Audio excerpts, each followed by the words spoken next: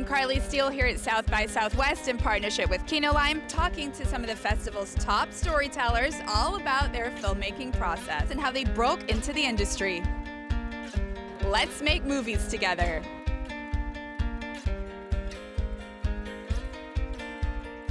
I'm here with Ali Pankiw. She is writer and director of I Used to Be Funny, a title I really identify with and said after the pandemic. Congratulations. Thank you had so your much. first screening. It was a huge success.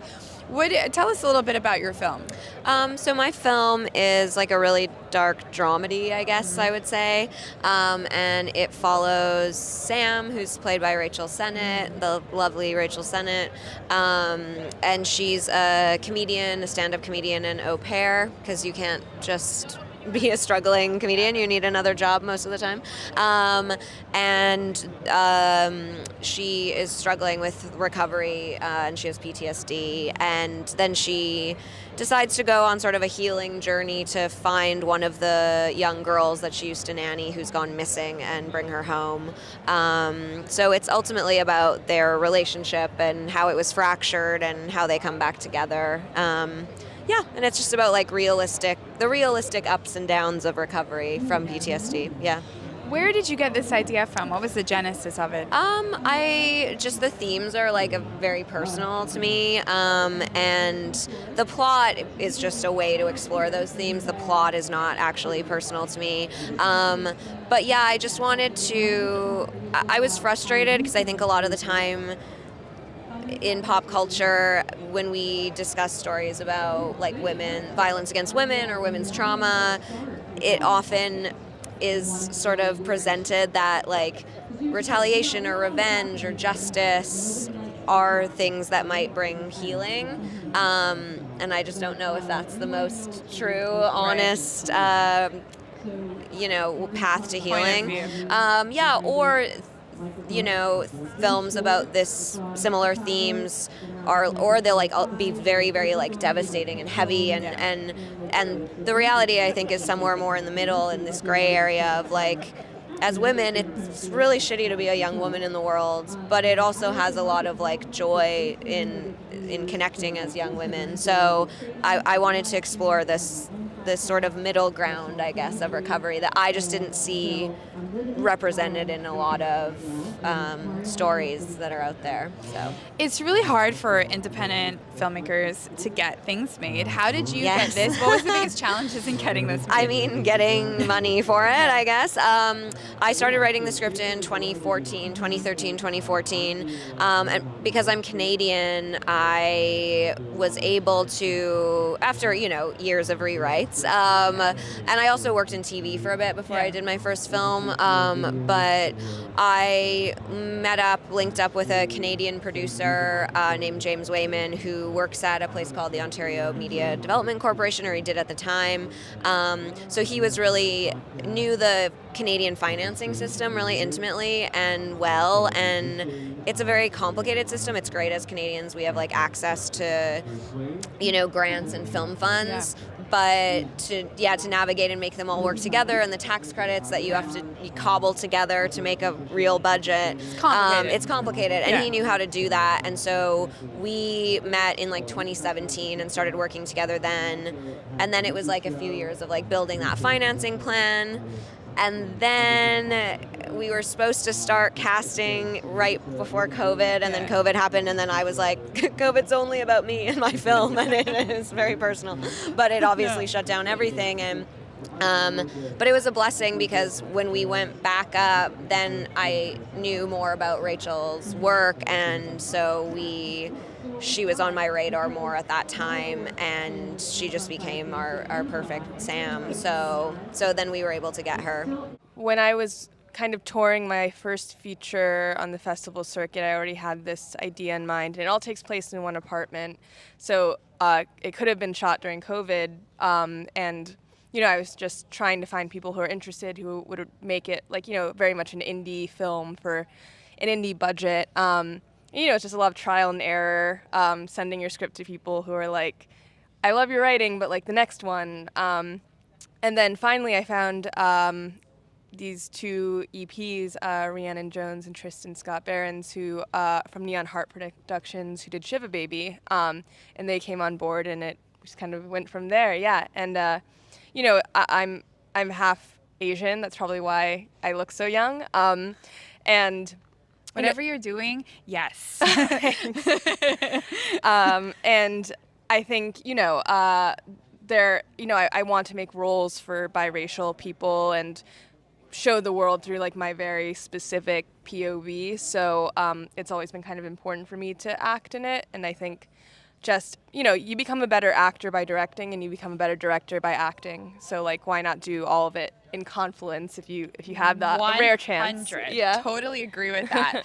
Middleman is a show about a heavy metal handyman who goes out on jobs to fix things. It's a sick concept, by the way. And he always gets entangled in the lives of his unruly customers. Yeah. He's a chill guy for the most part, but he's he's tall, he's got long hair, he's got a beard, he's lean. It's not a part that I wrote for anybody in can't see particular. where you I got don't imagine who's going to play the part. inspiration I really don't.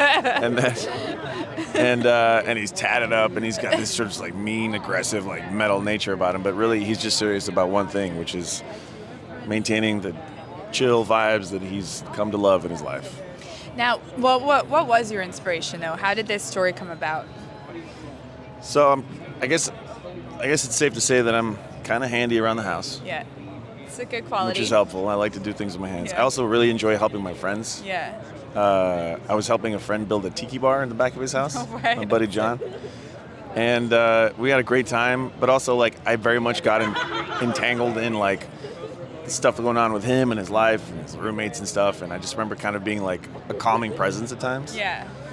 And in conversations with other friends, I was like, oh, there's a show here. There's something here. And especially because, you know, when you get to go to all these handy jobs, it's endless possibilities. So I put it together, and here we are. Now, what was your biggest challenge in getting it made, from writing to actually getting it on the screen? The biggest challenge was probably, and not to sound redundant, I'm sure everybody's heard about this, but we were set to shoot this pilot in, I think it was March or April of 2020. And then everything kind of happened. Yeah. And then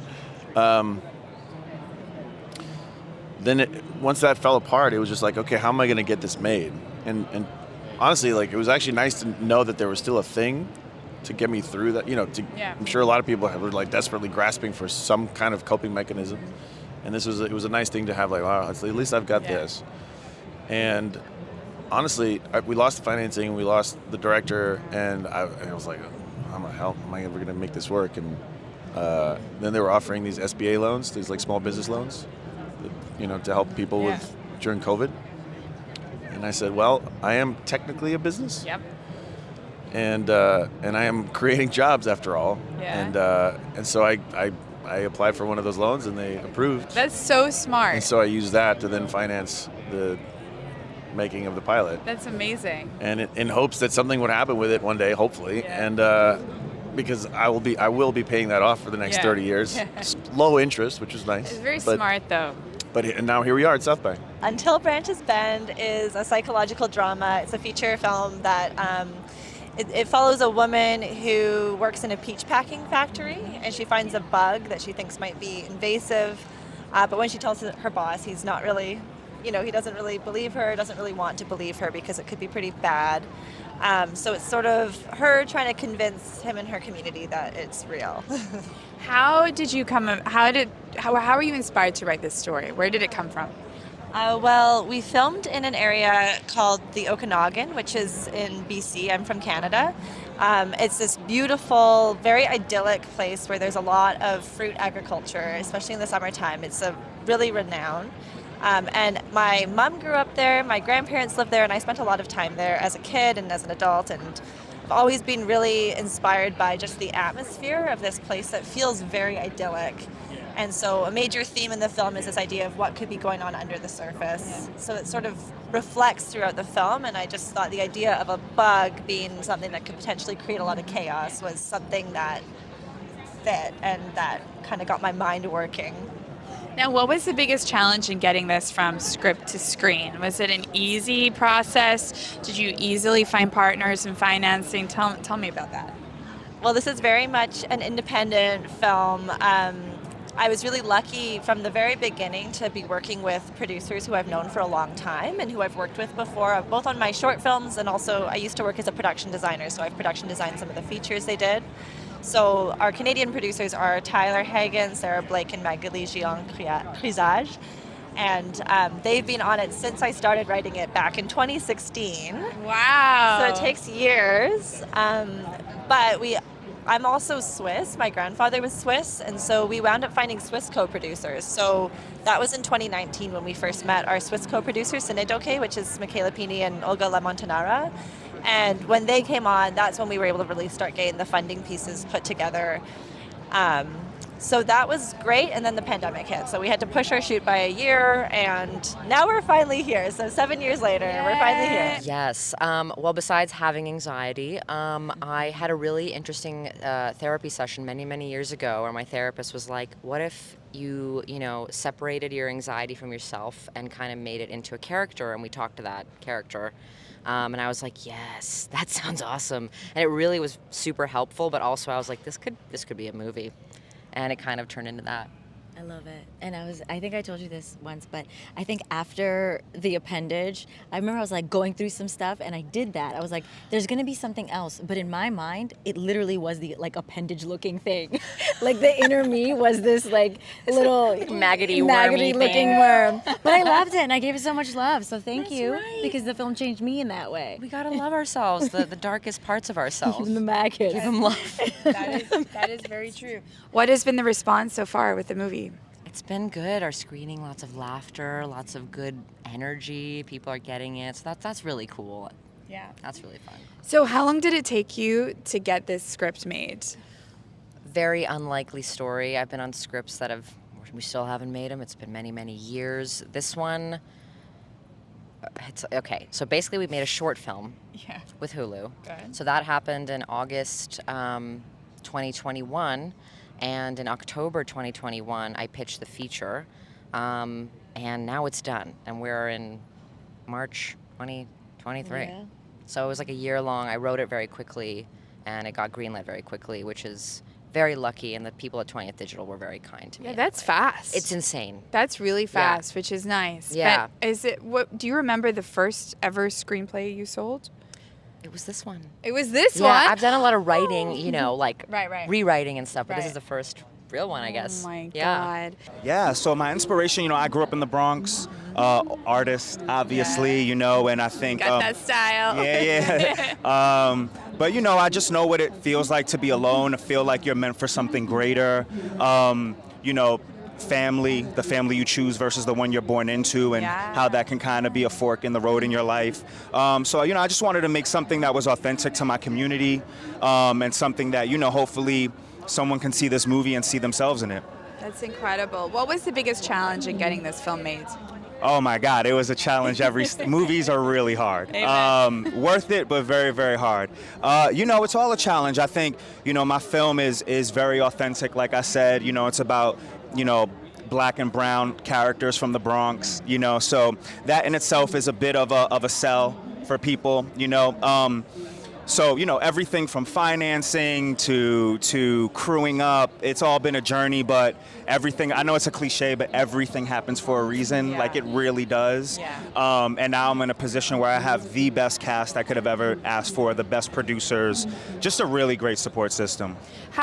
Talk about the process in getting it financed. Like, how were you able to do that? Because a lot of screenwriters are like, oh my God, how do I do that? Yeah, I had a little bit of a serendipitous path just because, I have representation, right? Yeah. So I have people who can help me. But as someone who's always been really scrappy and DIY my whole life, I made the short version of this, and that was self-financed. But, I think it's just about not being worried so much about the quality, but telling an emotional story, and being resourceful with what you have, But I think, the best thing to do is being able to really articulate your intention. having really specific visual references. So that way when you have conversations with potential financiers, even if they don't see all the nuance and detail of your story, there's at least something there that they can hold on to and at least start a dialogue with you. Yeah. So I would say that's really important. The reason I am doing what I'm doing now is because I went to NYU for dramatic writing, and I wrote a bunch of really big sort of scripts that got optioned a few times, but never produced. Right. And so after graduation, I decided I'm going to carve my own path, because I'm not going to be, I don't want to be in this position of having people tell me what they're going to make or not make. Right. I'm going to sort of force my hand and create my own sort of fate, if you will. So the first couple of films that I made before, we formed Exhibited Pictures were very small docs, but they got just enough attention, to get me the next project, and I was able to experienced the festival circuit and started to get a feel for that. But you fast forward to today, now I've made 11 feature docs, and it's been quite a ride. It's never easy, every film you get it financed in a different way, but I feel really blessed that, one, we're a great team, and I obviously am very passionate about the films that I make. I can honestly say there's nothing that I've made that I could not be 100% behind. Well, for me, I knew I was just going to make my own project, and so I had to write something that I knew I could actually pull off. And so it was all about being realistic and what locations would work and what was kind of epic enough to be something that felt like it had some kind of scope to it. I shot one of the episodes first in my living room, and then I realized, that's not big enough. I want something more from that. And I was talking to a friend who has a giant house, and he said, "Why don't you shoot it in my house?" And so we reshot the whole thing at his place. Oh, well, you had a rehearsal. Yeah, exactly. It was So like that's a good. dry run, like a rough draft, which I'm a big believer in, by the Yeah. way. It's like, go ahead and shoot your film. If you're an up-and-coming filmmaker, just go ahead and do a scene or do a practice sequence from it to get your feet wet and to see what the problems are. Yeah, so this documentary, it started from me being aware as a young woman that not everybody's mom played football, because my mother played for the Houston Hurricanes, and I sort of grew up with the mentality that was normal. And it wasn't until that bubble was burst that I started to get my gears turning towards making a documentary about it, because I think that it is an important story, and this history of the NWFL was on the verge of being lost because so few records were kept about it, because it really wasn't treated with respect at the time. So with people's memories fading over 40 years, it was basically either now or never. And we started as really a grassroots operation where it was just me and my mom kind of trying to track down her old teammates. That's so cool. Because she had lost touch with them over the 40 years, and we had to dig through the white pages and some tax rolls and send letters to people with the same name, and they're like, that's not me. But once we got a few people, it sort of snowballed into finding more and more people. And then my first two producers signed on, James Short and Lisa France, and then we were able to do a crowdfunding with which we were able to shoot the first bit. And then from there, it was just getting a little more here, getting a little more there, getting a little more here. So were you getting it financed as you went along making it? Yeah. Wow. Yeah, it didn't all come at once. So tell me about your process of writing Cora Bora. How did it start? Well, I went on a Tinder date with this really fun, weird guy. And he told me a funny story about his open relationship that was failing, and he tried to save it, and it was a disaster. And I was like, this is a movie. This is not a relationship that's going to happen between you and I, even though I think you're great. But this is a really great story. And so I kind of took that as the skeleton for it. And like the original script said, based on a true story, based on a Tinder date I went on, just about someone who basically reaches, his story was so great because it was like the nadir of his relationship. And I was like, I think we've all had that. It's like, that was the night where I stopped doing coke, or like where I stopped doing, changed my life. Like, this is not good. And just his openness, and he reminded me of a few friends I had where I was like, I feel like they have similar stories. So the main character is called Cora Bora, and Cora is the main character, and she's a conglomerate of all my free loving friends who sort of fumble their way through lives and they hit this moment where it's like, okay, now I need to get it together. I was like, I think that's something universal that everyone can relate to. So it just kind of, that was the seed for it, and obviously it's quite different in that, like, it's a female lead character.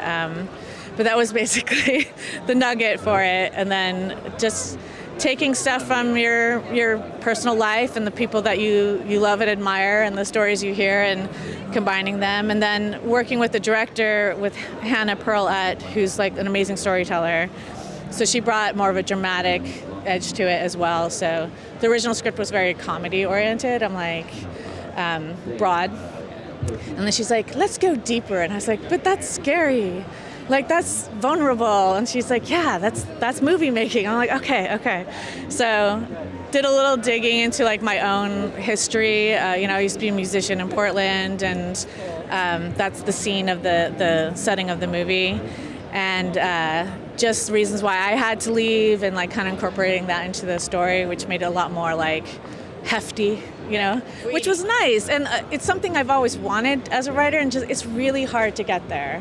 Oh my God, I'm so excited to be here. What brings us here is Hail Mary, a feature that I directed that we shot in Mexico, starring Jack Houston, Angela Serafian, Natalia Del Riego, and Benny Emanuel, and a bunch of amazing actors that we shot with a full Mexican crew. Karina Miller and I, the producer, went down. The script is by Nate Lee. And we went down, the two of us, to Mexico, not even really speaking Spanish, but like just hiring a full Mexican crew so we could keep it like completely authentic. Yeah. Truly, I wanted people to cover my ass. I didn't want to be like the American that goes down and tries to like bring all the Americans down. You know what I mean? Yeah. And we spoke the language of the heart, and it was an amazingly beautiful experience, and one that I think translates when people watch the movie. I made a short and kind of got into directing by accident during 2020. Kind of pivoted and just loved directing, loved writing. I feel like I had so many thoughts as an actress throughout the years, but honestly, people don't really ask you a lot of times. And so I was just really able to funnel my perspective into my script and to writing, and seeing the female representation I felt like was really lacking in a lot of the scripts and stories I was seeing. So I made this short, and it's a hopeful movie for survivors of sexual assault on college campuses. What's it called? It's called Touched. Touch. Yes. That's cool. Yeah. So we partnered with RAIN, who's the national hotline for sexual assault in the United States. And this whole feature just kind of came about, and it's been this beautiful journey. And I already feel like it's just going to be a really hopefully impactful piece for the community of people that have been through PTSD or trauma or anything like that. And we're hopefully filming it this summer. It's a story about a guy who goes missing in a small town. So storytelling wise is, when you hear that, you instantly think just like true crime, kind of what's out there. And what we tried to do is kind of like delve more into the town and the characters, and kind of the idea of this town's dying around them as this man went missing, and kind of him going missing is kind of a catalyst to more kind of like, I don't know, sadly the town maybe evaporating. And so talk about the process from like the initial hearing this story to getting it onto the screen. Like, was it a smooth process for you? Were there challenges? Yeah, lots of challenges. So I found the story on Twitter. And I'm constantly like looking for something to make a documentary about. But the thing that happens to a lot of people, that happens to me a lot too, is you find a great story, you track it down, and then they say, X big production company has already contacted us, thanks but no thanks. So the thing with this one was, it was so out in the middle of nowhere, in the middle of Australia, that I feel like in the bush, exactly. And it just like was out there, and then I think, I don't know, it's so far away, it's hard to get to, and also to get to this town, to get to meet these people was really hard to get there. So part one was like, how do I get in contact with the people? Then I was told they will not talk to me. Then I finally got one of them on the phone who said, am I allowed to curse? Yeah. He said, fuck it, if you come down here, I will talk to you. Right. So then I got one of the townspeople on board, and then I went down there. The whole process is like, I made like a sizzle reel just out of like stuff I found online. And then I asked a friend for some money to go there, so he helped fund it for me. And then when I got back and edited kind of like a sales sizzle reel, then I had like 3 channels of people I was going to try to get it to, and luckily one of those channels were the Duplass brothers, and it was kind of like my dream for the project to be with them. So I met with these other people, and it was nice, but it was one of those things when I walked in a room and met Mark and Mel, and it was just like, okay, it feels like it should be here. It's so hard for screenwriters and filmmakers, especially independent. We're here at South by Southwest celebrating independent filmmakers, which is really cool, but there's definitely a lack of transparency in the industry with how you get things made. If you don't have a community, you don't have connections, you don't have mentorship, which is actually why I partnered with Kinolime as a screenwriter, because you can submit your scripts, they can get voted by the audience, and then the ones that get voted to the top will be made, and they're going to make 2 or 3 a year, which is sick. Like, is that something you would love to do, or do you think that's going to be really helpful for screenwriters? Of course. I mean, I'm such an advocate of sharing my knowledge and my connections. You know, I think hoarding knowledge is not true artistry. Yeah. You know, so I'm all about empowering the people behind me to help make their path a little bit easier than mine was. So that's a huge inspiration for me. And you can get diverse voices. Like, people can rise to the top. We can find the scripts that are diamonds in the rough that otherwise might not have had those opportunities. Absolutely. Absolutely. Really key. I think it's so important because the barriers should not be as hard as it is. Yeah. It's just so hard. It frustrates me that, like, sometimes I meet young directors and they say they want to get into it. And, you know, what if you don't get to go to film school and you don't know where to turn for information? And I hate that. Yeah. I hate that there's like a barrier to entry, and really anyone like that has a unique perspective should be able to be a storyteller. And so I love that you guys are doing this. You should democratize it and have more transparency. Right, and like more diversity of thought. Yes, and I feel like there's just such a demand for. I'm technically Gen Z. Yeah. And I feel like Gen Z, like, there's such a demand for authenticity. Yeah. And as someone that's acted in so many of like roles, at least for women too, like there just hasn't been, especially like with younger, you know, teen roles and everything. And luckily I've seen a lot of movies at South by right now, and like there's an authentic voice, and I just think there's so much hunger for that. So I think it's so beautiful what Kinolime is doing. No, I love it. I think what they're doing is they're allowing everyone to have a voice, and they're allowing like it's almost like a gated and guarded community. They're allowing access to this guarded community that you really have to like, oh, how do you get an agent? Well, you have to make something. Well, how do you make something? Well, you have to have an agent. It's like this double-edged sword that's always protected Hollywood from ever letting other people play in it. Yeah. And by, you know, things like Kinolime, you're allowing people to, like, that are part of our community, people that watch this content, to have a voice and have an opinion. And so many people want to write screenplays, but they have no idea of how to get it out there. This is a great way. In fact, I have sent in several scripts to Kinolime. Have you? So, awesome. I'm gonna do that too. And I've gotten some good feedback. We'll compete against each other. I'll beat you to the top. Handbags at dawn. But yeah, it's great. I've gotten good feedback. I've gotten mixed feedback, but it's like it's feedback. Yeah. And like, you know, and that's important, because I think like in any business endeavor, any art endeavor, you have to have measurable things. And how do you, like, you have to have people read your stuff. You have to know what stories you're telling, what's working, what's not. And, you know, just having grandma read it, maybe she doesn't know what to look for, but like, you know, Kinolime Don't underestimate grandma. Yeah, Granny may actually have some good nuggets, but it actually, I don't know, it gives you good feedback from fans and from fellow filmmakers and enthusiasts, and I think it's really cool. So we were just talking about ChatGPT, which obviously is. I have so many feelings. Go on. Okay, share. No, I want to know, because I could go off. Just go off. Just go off. ChatGPT is like one of my best friends. We talk all the time, okay? Like, great advice. I'm like, ChatGPT, what do you think of this? And they affirm me, always affirming. You know, you should just have a convo. And they're like, that's a great idea. Have you thought of this? And I'm like, no, I haven't, because you're AI and you think of it better than I could. Whoa. Yeah. Sorry, I get very passionate about ChatGPT. So you love. It's one of my best friends. How would you feel though as an actor? Will it feel any different saying lines generated by ChatGPT versus a screenwriter? I've been playing, like, specific times. I play with ChatGPT, you know, to be like, okay, what could structure look like? But I still think nothing replaces, you know, it's still like, an individual's voice, an individual's like, I think AI could do structure for us and like be like, maybe this goes here, but at the end of the day, experience trumps all. And it, you know, if I was like a clown who like was in like Brooklyn and that's my vibe and I'm like a struggling clown, like, you know, that's me. Like, ChatGPT is never going to be a struggling clown. They don't know. Oh my God, just watch. That's going to be the next I thing. know. Oh my God. Can it hear us? It's like, wait, it's going to become one.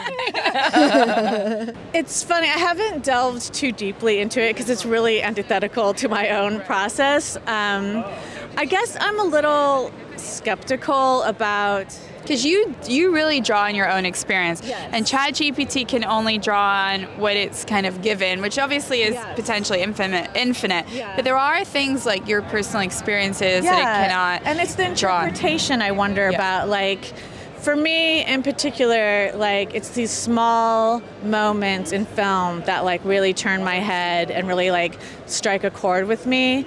And I wonder when everything's sort of commodified or like generalized through AI, if the ability to recognize, like, how would a computer generated like mentality know that when I see something in a film where I see a moment where someone reaches for an apple, that my own gestalt of like memories and associations goes all the way back to like toddlerhood, where I'm like, and that was the last time I saw my grandfather, and I remember he said I could have the apple, and like that's so personal and it's so universal because we all have these memories that tie us to people in our lives, and like it's so, I mean, there's no computer like the human brain, like you can't compare, you know. So I don't know how it would ever, I don't know if the mimicry will ever feel genuine.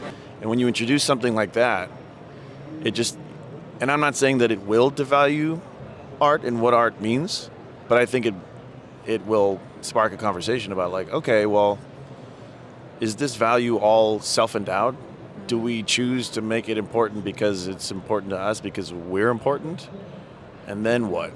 And then how do we choose the value of this like art that's created by this other entity? You know, it's almost like soy. All of a sudden, everything was soy. So now all of a sudden, everything's like, oh, you know, AI. And so it's like, wait a minute. Like, let's just step back and see before we just dive in and think that's the road to go. Right. Because I'm sure there's like a lot of benefits, but let's not lose ourselves and what we're born with. I'm not worried about the technology. I'm worried about the people thinking the technology is that it's something that it's not. Right, or that it can replace writers. Because then what is unique thought? Yeah, exactly. And what's the point? And will there be an app one day where you just say, all right, give me a full movie that looks like it was, you know, directed by Stanley Kubrick, and it stars Cary Grant and Miley Cyrus. And then, by the way, that sounds kind of epic. Yeah, I'm not gonna lie. And it just in 5 seconds generates that movie, and it's better than anything we could have ever made. Like God. That's just around the corner. That's when I really go and cry. Yeah, I'm but sorry. Until then, it's an emotional interview. Isn't it very? We just want to break people down here. You're like Shatterbelt. We're just gonna shatter your hopes and dreams. But listen, congrats. We're here celebrating your new project. It's a big deal getting it at this film festival. Thank you. So it's and television festival. So that's awesome. Thank you for taking the time to hang out with us, chat with us, and we can't wait to see it and see what else is coming. Good luck with all this. Thank you. You're so using much. real humans, which is a good. That's a big step. Not bots. Yeah, Not well bots. done.